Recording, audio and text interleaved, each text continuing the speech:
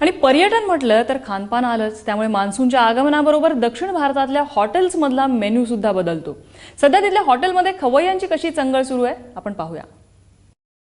इकडच्या एका महिन्याला कर्कटक मंथ म्हणतात, ज्याला रामायण मंथ, रामायणातला महिना असंही म्हणतात.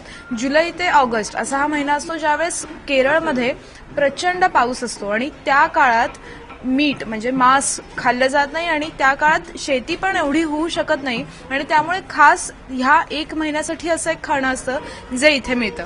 वो क्या खाना रहता है जो उस पर्टिकुलर मंथ में आप देते हैं और वो क्यों वही एक मंथ में देते हैं? कर्कटक मंथ जो बोलते हैं वो बारिश शुरू होने का टाइम पे हम लोग देते हैं। तो वो एक महीने में क्या बोलता है कि हम लोगों ने जितना बारिश रहता है और उसके ऊपर से बुखार होने का, बुखार नहीं बाकी सभी इन्फेक्शन ज्यादा होने का चांसेस रहता है ये एक महीने में कर्कटक मासम, जैसे कि हर एक महीना रहता है। तो वो सीजन में हम लोग बहुत सारे मेडिसिन अंदर ले लेंगे तो पूरा एक साल बाकी बचा हुआ 11 महीने के लिए हेल्थी इम्यूनिटी सिस्टम बढ़ाने के लिए हम लोग वो पी लेते हैं। तो एक कर्कटक कंजी बोलता है, उसमें बहुत सारे मेडिसिन डाल देते हैं और न्यावरारी जो मेडिकल इसमें मेडिसिनल प्रॉपर्टीज बहुत है उसमें, ये नॉर्मल राइस के जैसे नहीं है, दूसरा टाइप का राइस है।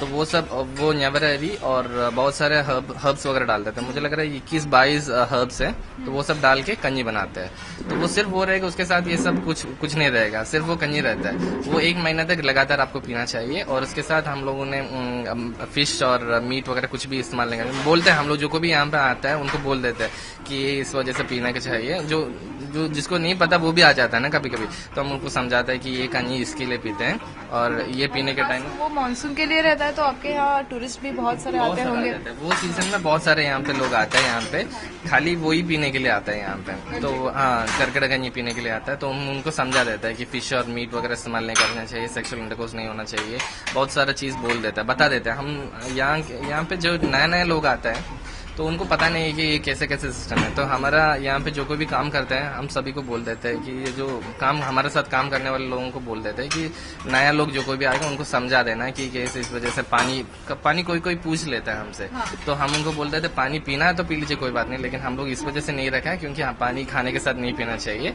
तो उनको समझा देता है और ये कर्कटक सीजन में भी हम लोग यही बोलते हैं लोगों को। आपल्या खाण्याच्या सवयी कशा असायला पाहिजेत हे आपण खूप वेगवेगळ्या ठिकाणी वाचतो, पण जेव्हा आपण कुठल्या हॉटेलमध्ये ते खायला जातो तिथे मात्र आपल्याला सगळ्या हॉटेलमध्ये खूप टिपिकल काही गोष्टी दिल्या जातात. परंतु केरळमधलं त्रिवेंद्रममधलं हे जे हॉटेल आहे हे त्यामुळेच वेगळं ठरतं, त्याचं वेगळे पण त्यामधूनच दिसतं. मान्सून जसा जसा यायला लागतो तसा त्याचा सगळ्यात जास्त परिणाम केरळमधल्या खाद्य संस्कृतीवर होतो, तिकडच्या राहणीमानावर होतो आणि त्या दृष्टीनं खाणं कसं बदलायला पाहिजे याचा पूर्ण विचार इकडच्या लोकांनी मागच्या अनेक वर्षांपासून केलेला आहे आणि हा त्यातलाच एक भाग आहे. कॅमेरा पर्सन अमोलसह हर्षराज वकुळ, एबीपी माझा, केरळ.